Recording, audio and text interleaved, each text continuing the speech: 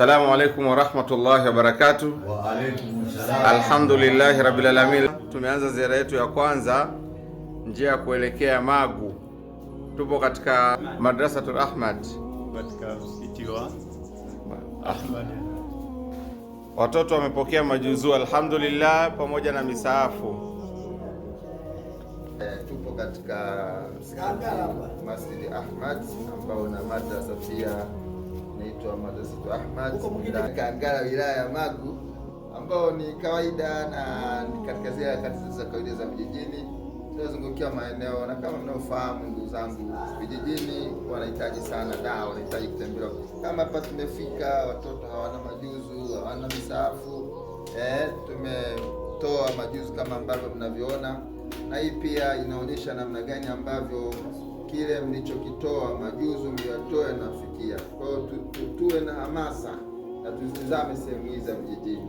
Kwa hiyo tunakumbushana na tunaonyeshana kile ambacho kinafanyika kwa nia nzuri na kwa ikhlasi kabisa, ili na nyinyi pia muone kile ambacho kinachofanyika. Tunaendelea na ziara ya pili kijiji cha Shinembo Kangala. Msikiti yule mama Zainabu ukiwa tuelekeza tuje huku. Msikiti umesimamiwa na Islamic Foundation kutoka Masjid ya Bedi.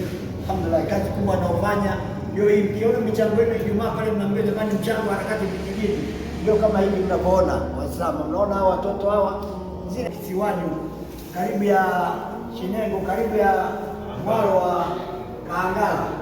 Hawa watoto wanasema ni wenyewe leo wachache wamekuja hapa, lakini wako zaidi ya hivyo, wanaweza kufika 20-22. Shughuli zinaendelea.